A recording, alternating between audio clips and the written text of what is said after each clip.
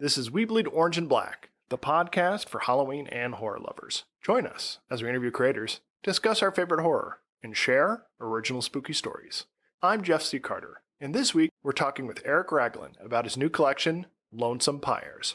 Returning champion Eric Raglin, him, is a queer Nebraskan horror/weird fiction writer. His short story collections include Nightmare Yearnings, Extinction Hymns, and Lonesome Pyres. He is also the owner of Cursed Morsels Press and the editor of No Trouble at All with Alexis Dubon, Bitter Apples, Shredded, a sports and fitness body horror anthology, and Antifa Splatterpunk. Welcome to the show, Eric. Thanks, Jeff. I am happy to be back. Icebreaker, how is editing horror different than other genres? Ooh, that is a good question. So I have done a little bit of editing with other forms of speculative fiction, and then I guess as a teacher, I edited all sorts of stuff with students. Maybe that is a little bit different when it's giving feedback to someone who is 15 years old. But yeah, it's a great question. A follow-up or perhaps clarifying question is, do you find that the horror genre includes certain expectations that you need to keep in mind when you're editing a story? Kind of. I mean, I think that I am certainly trope conscious. I am conscious of what elements of the genre might feel tired, which elements might feel more exciting. I am really plugged into how does one build dread? How does one build a sense of strangeness and off-centeredness? And those are things that I might be a little bit less conscious of when I'm editing something like a science fiction story, which, you know, I do some freelance editing. And so sometimes I'll have those come into my inbox. Yeah, I mean, I guess I would say I am more conscious of those genre elements and how skillfully they're applied, if they feel like something that's just a little worn out or if they still feel fresh. What dials do you have to turn in order to increase the dread or up the alienation or estrangement in a piece? Oh my gosh. For a little context, I got about 2 hours of sleep last night. So. Yes. Gonna get the good stuff. Yeah. I would say for amplifying dread, I think for one, I certainly need to care about the character. That can be really hard sometimes in a short story. I'm not saying it's impossible. As someone who primarily writes short stories and wants to write dread-inducing short stories, I kind of have to believe it's possible. And I think that I sometimes achieve it. But as far as, amplifying dread, I think making us care about the character, I think sometimes having characters do things that are against their best interests. So, you know, there are those people out there who will be like, these characters in this horror movie are doing the stupidest possible thing. And I'm like, well, don't people do the stupidest possible thing in real life? Isn't that something that we can sort of tap into as a human experience to be like, I, as the reader, know this is the wrong path to go down, and you are immersing yourself in the shit here. You are nipple deep in shit, about to be neck deep in shit. And I don't know, I think that can be a really exciting piece of building that dread. I think another piece can be, what can your reader know or infer that maybe the character doesn't, or the character is denying as well? So to create that ironic tension.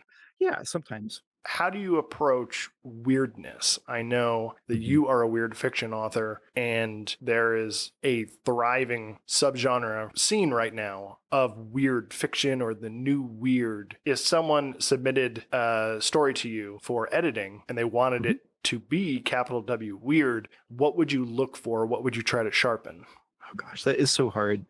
I think it's one of those that almost resists definition in that way because it is, it's weird. It's weird. Eric, I'm trying to con a free editing session out of you. Come on, spill. Oh, yeah. Don't want to give a cop-out answer. I think, I think that oftentimes weirdness starts with very small but off details. It doesn't have to be something massive. I mean, I've talked occasionally about like the difference between weird fiction and bizarro, and I think both of them can be profoundly strange. But I think with bizarro, there are talking hamsters in this world because this is a world with talking hamsters. Whereas with weird fiction, something like a talking hamster would be a source of unsettlement because there is this expectation that we are living in reality, and suddenly our understanding of what is possible in reality has been broken in some way. You know, a talking hamster would not be necessarily a subtle one. I just was trying to come up with an example on the spot. But I think, really admire weird fiction writers when there are those details that you as the reader almost don't pick up on in that very first read through. But then maybe if you went back, you're like, oh, okay, you know, this is why I specifically started feeling kind of like unsettled at this moment. but they're almost like these little subconscious things, and it's hard to like. I don't want to say like coach in a writer, but like it's almost something that you just have to do it and do it and do it until it's there. I don't know. Maybe that's a bad answer, but I do really love those really subtle moments. My follow-up question is, and I'm sorry for hitting you with all these really hard, open-ended questions, but something I wrestle with is I will sometimes strain myself, patting myself on the back, like, oh yeah, that's really subtle. That's good. Oh man, if someone comes back and rereads this, they'll see all the breadcrumbs. And then I think I'm going to have a hard enough time getting someone to read this once. I should be so lucky that anyone is going to read anything twice and remember the first time and pick up on subtle things. There's the hope that it's all operating on some level, even unconsciously, the first time you read it. But taking time to be super subtle or to make something better upon reread, is that hubris? Is that wasted effort? Because there's a billion books coming out every second and ain't nobody got time for that. Or should every story just be the best possible story that you can heft onto a pedestal and collapse with a broken heart and a chisel and hammer in your hands? I don't think it's hubris at all. I think it's often a stylistic choice. There is a lot of tremendously unsubtle fiction out there that I really love. And there's a lot of tremendously subtle fiction out there that I love. And, do I read that multiple times? Not always, but I do think, like you said, something is working on a subconscious level. And so at least for me, when I'm writing something and I'm going for that subtlety, I'm going for those really like tiny, tiny breadcrumbs. Personally, I'm not too worried if someone is going to pick up on them. My hope always is that there's at least subconsciously something happening there. And if they do read it twice, great. But ultimately, I mean, I just enjoy having written something where I feel like, I feel like for myself, my own very biased opinion about my work, like, I think this is working pretty well. And hopefully someone will agree with me. I guess it needs to have a certain base level of quality and structure for you to slip in subtle things. And if you're not even getting the front burner cooking, you should not be putting these things on the back burner that you're going to add in later. So it is sort of a stress test of the story. Since you're a returning champion, I would love to get some updates on what you've been up to in the last year plus since we've spoken.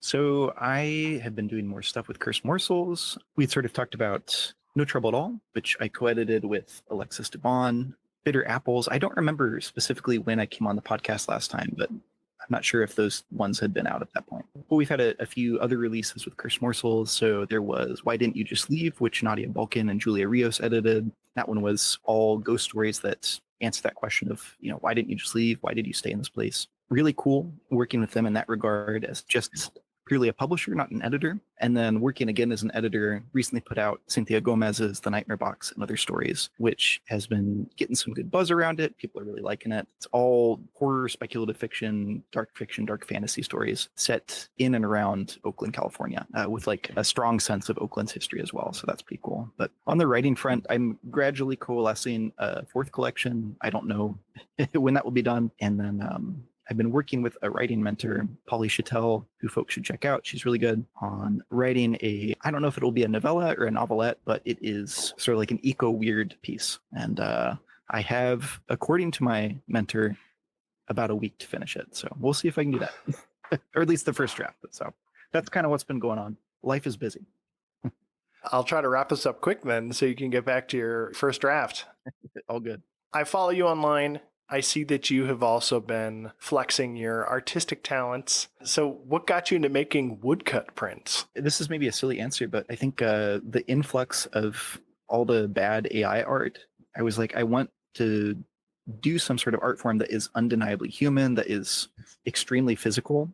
And I feel like with woodcuts, they invite a certain amount of imperfection. It is really unpredictable when you ink the wood and then you put the paper down, what it's actually going to look like. And so I sort of like that unpredictability. I think AI has a certain shitty polish to it. And there is like a rough sort of humanness to woodcuts that I think is really cool.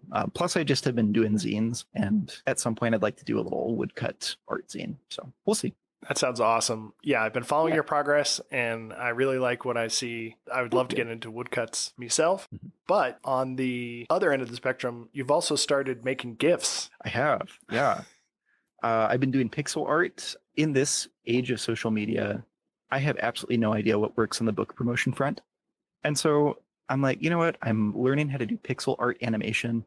I might as well try that as a way to both do some book promotion, whether it's effective or not, and then also learn the skill that I think is just fun. So I think doing the woodcuts kind of got me curious about other art forms. And I was like, all right, let's do something that is on the completely other end, entirely digital, very controllable. And so it's been fun having that variety in there. Just silly, often gory or strange or just weird little gifs. It's been a good time. I think that's what makes them so unique is that a lot of these GIFs are based on your stories, which makes them by definition gory and strange, but also more compelling in that lo-fi pixel art aesthetic that I love. It's an internet native art form, so it is very well suited to social media in a way that perhaps cover art for a novel is not, because you can only show that so many times. Right. It's just a picture you're uploading to Instagram or whatnot, but you can really play with and, like you said, control these GIFs. It's a really fun format. Let's pop the hood on your new collection, Lonesome Pyres. Is there a back of the book summary? Yeah. A lesbian teams up with an ancient filth god to destroy her puritanical landlady. A lonely entrepreneur discovers companionship among the serial killer corpses he sells to true crime fanatics. A desperate woman visits a claw machine full of human organs to win a kidney for her dying wife. An incel uses a controversial technology to find his one true love. Eric Raglin, author of Extinction Hymns, returns with Lonesome Pyres, a new collection of horror and weird fiction. Creeps, loners, and outsiders haunt these 19 stories, fighting for survival in a hostile society and seeking pleasure while the world burns. And I should also say there are a lot of fucked up love stories in this collection as well. I saw you mention online that it is an equal mix of the weird and grotesque and romantic. And I think that's a fair statement. Speaking of incels, can you tell us about the Spark?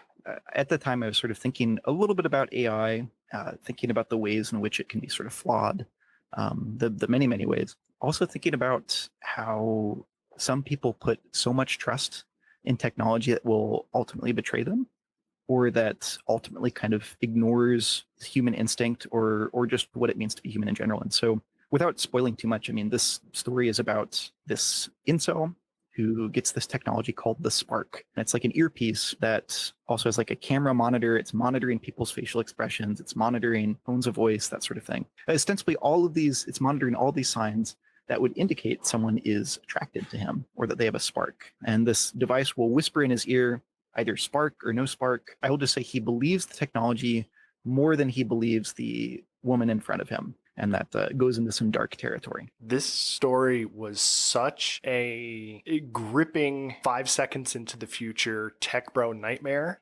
And I hate to say this. I hate to shackle you with this, but it's the type of sci-fi horror story that is warning about the dangers of a particular invention that would then inspire tech bros to go out and invent that thing. Oh yeah, I'm really hoping that none of them read this book.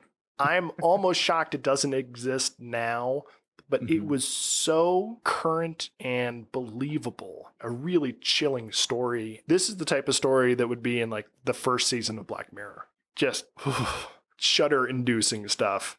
It's one of the stories that I sort of wanted to strike a balance between, and I don't say this in like some bullshit centrist way, but strike a balance between being like, hey, look at this horrifying incel and how he behaves around other people. And then also like capturing, it can be very painful when you do not know how to read the signs of people around you. And I hope I struck a good balance. I mean, primarily my focus is on how not great this man is. But I do think, there is that interesting aspect, like thinking about, people who maybe struggle with social cues. I could very easily see, like you mentioned, some sort of tech bro attempting to invent some AI device that can ostensibly assist with that, but assists in ways that are mentally anti-human and unuseful. Well, I look forward to purchasing my first Spark in 2025.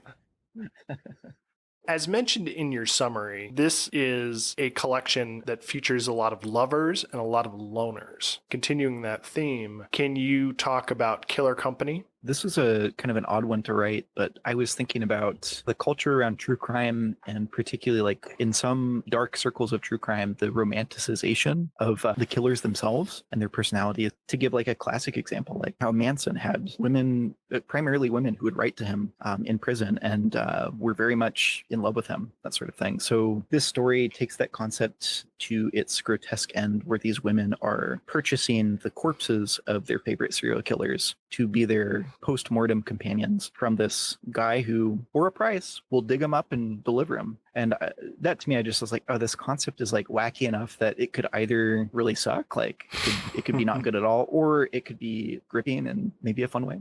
I really like the story. It was originally published in Shortwave magazine, and I actually asked my publisher for Lonesome Pyres to push the publication date by 1 month so that we could include this story when the rights were up. It is a great story. It's another one of these stories about the present. Mm-hmm. True crime is huge. There's that dark fascination with serial killers and the weird undercurrent of fetish and fantasy that comes with serial killers. But again, this is a story about loneliness. Obviously, the women who are paying for these exhumed killers are lonely, but they find their match in every serial killer that gets delivered. The guy who's digging them up and schlepping them around, at the center of it, this grave robber is himself profoundly lonely.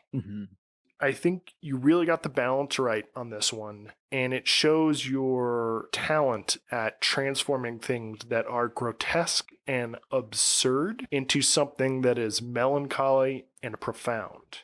Thanks. Are you attracted to these stories that are on that edge of this is batshit crazy? It could be very exploitative and gross and weird, but maybe I can tilt it over into saying something about human connection, grief, human longing? That really is what I'm going for a lot of the time, this balancing act fundamentally, or what I'm trying to do. Well, you're doing it. This collection is fantastic. Thank you. I liked Extinction Hymns, but this whole collection is on another level. I'm very happy to hear that. Very cool to see you continue to grow and improve. Just for fun, let's do a side trip into A Year of Fire, which is one of your deeply weird fiction stories. Talk about this one, because I had no idea where this one was going. I have to credit an influence here. Kurt Favre, his most recent collection, he writes a lot of stuff that is very adventurous in terms of the format he takes. Like he has these epistolary stories. He has these stories that are just these really oddball ways of approaching a narrative. And so at the time I was like, oh, I want to try something that is like definitely in the realm of the weird, but is also experimenting with some sort of format I've not played with before. And what I came to for this one, which it's a story about a cursed sexy firefighter calendar, is each section of the story would be a different month. And it is this person kind of looking through, all right, what's going on in January? And then as these things are happening on the calendar page, there are also things happening in her apartment and in her wider world. Or are they? I don't know. So there is this unfolding sense of horror balanced with all these sexy firefighters who are trying to raise some money for a dog shelter. So using a calendar was like so brilliant. Thanks. I loved the concept and the way it broke down month by month and the way it drew us into the strangeness and that building dread. It was such a fun story. Thanks. So for something a little more grounded, can you tell us about the Chalk Martyrs? Oh man, yeah. This is, I think, one of my favorite stories I wrote. Well, I originally wrote it for this anthology I put together of teacher horror stories written by teachers and former teachers. This one was very much based in a lot of my experience teaching without like naming names. I mean, there is a culture in teaching oftentimes of martyrdom and people who, whether because the job demands it or because they are choosing to do that because there is the culture of it, really devote every minute of their waking life to teaching as a career and to their students. I think kind of at the root of that, what it gets at is a systemic failure to provide the necessary supports for students and teachers, to provide the necessary funding, sufficient staff. And this is just, I think, culturally in the US, something that everyone is aware of and has been a problem for many, many, many years and will probably continue to be a problem for many years. But yeah, I mean, this story, I wanted to tell a cult story about a new teacher at a school and the fucked up things his colleagues will do to ensure their students have the best possible education. So I never was the teacher to sacrifice so much of my life for the job. I resonate in many ways, if not always, with the main character of this, Kel, and his desire to leave at contract time, which he gets scolded for in the first couple pages of the story. I want to be very careful and say, this man is not me, but many elements of him are me. Yeah. I knew you were a teacher. There's so much rich detail that you invest in this story, along with these complex feelings of what it's like to be put in a no-win situation. There's so many horror stories where it's like, oh, we moved into a new house or a new neighborhood, or I'm running from my past. I've committed some transgression, some original sin. Maybe it's a bunch of teenagers at a campsite drinking and doing drugs, and there's some biblical punishment that is brewing. You have set a story in a school full of underpaid people who are just trying to do good. And by making that your ground reality, we can't help but be invested in these characters and want them to succeed, but also it's just horror upon horror. It's so bleak. And it's based in reality. I've just never read anything like that in that setting. It's such an original story. Thank you. I've had a few stories I've written about my time as a teacher.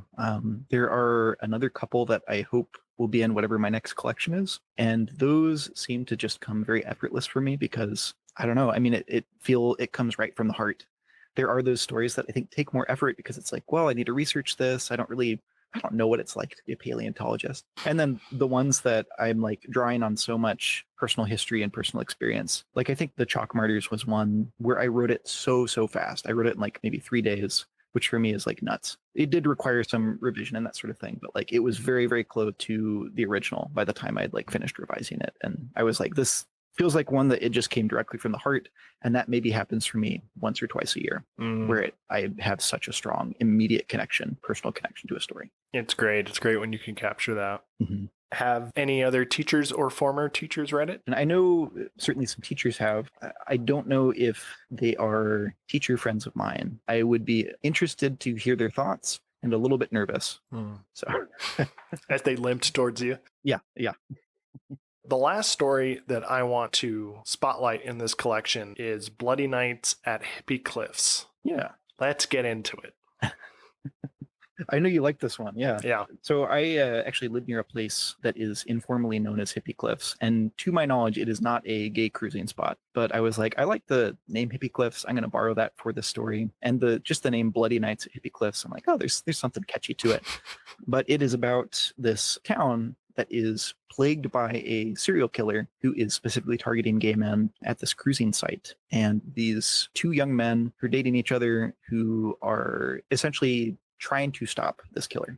Or at least one of them is trying to stop him. The other one has more complicated feelings. He is somewhat actively suicidal, but he's suicidal in almost a more passive way where he's like, well, maybe I can put myself in this situation where I will be killed and I won't have to do it myself. And so there is sort of that conflict between them. But the two lovers don't necessarily know, at least at the start, that they have these different motivations going on. So yeah, it goes into some like kind of bleak territory, some very strange territory. And this one was originally published in It Was All a Dream, which is a collection put out by Hungry Shadow Press, edited by Brandon Applegate, all about bad tropes made more interesting. I was working with a few tropes. I won't say the second one, but the first one is the sex equals death trope. This one's actually hard to talk about in an organized way because I have so many thoughts and I'm just so excited about this story. I just absolutely loved it. You took the slasher genre, classic setup, young people necking in a car, they hear something outside the car.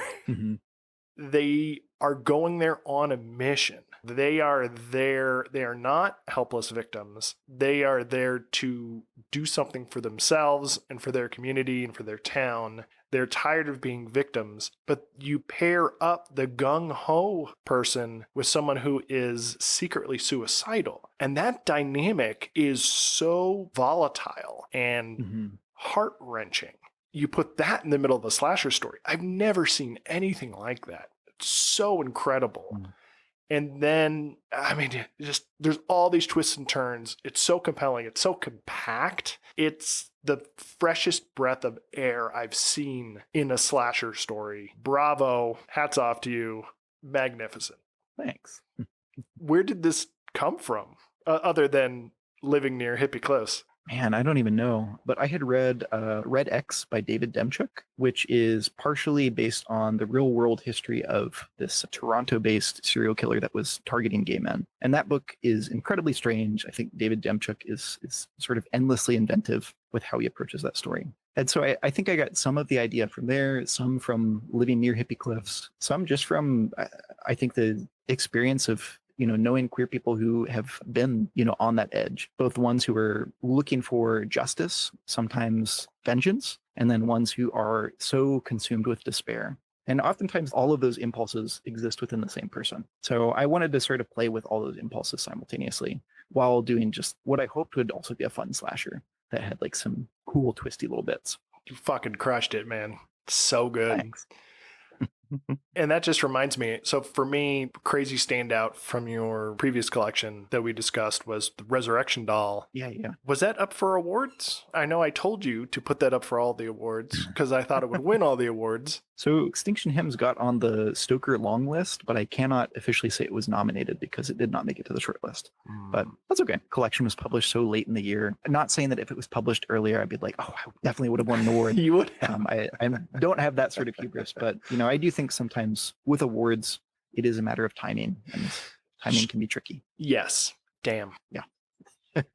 That's right. I just hope people keep reading it. Yeah, I think everyone who lays eyes on that story or Bloody Nights at Hippie Cliffs will absolutely become a fan. So, Eric, what are you working on next? I have this ecological weird horror novella I'm working on. I don't know how long it will be. Probably a slightly unmarketable length, but I'll cross that bridge when I get to it. Sort of revisiting some of the ideas from my collection Extinction Hymn. So it's about both extinction and de-extinction, which I think is a really interesting idea. It's about, when I come to think of it, like it's kind of a blend of a couple of my collections thematically. It's about like adult loneliness and the feeling of powerlessness in a world that is really fucked up and bad.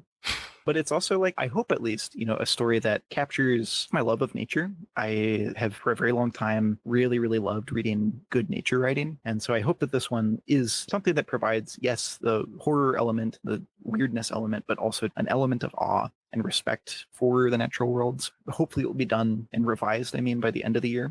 Again, I have that draft that's due in the middle of the month. We'll kind of see where that one goes. And then after the long fiction, I am hoping to do some split collections with people. I don't think I can spoil it just yet, but Tiffany Michelle Brown and I have really fun split collection idea cooking. Awesome. Where can our listeners find you online? I am on most social medias, Twitter and Instagram particularly, at Eric Raglin 1992. Raglin is spelled Raglin, not An, as many people have misspelled it. And you can also find my website where there are some stories that are free to read, including some from Lonesome Pyres. So if you're like, oh, maybe I'll get this book, but I want to sample it, I would highly encourage you to go to ericraglin.com and check out the stories section there. You can decide if you like my shit, and if you don't, that's fine. If you do, please buy this book. Eric, thanks for coming back on the show. Thank you, Jeff. This was really fun.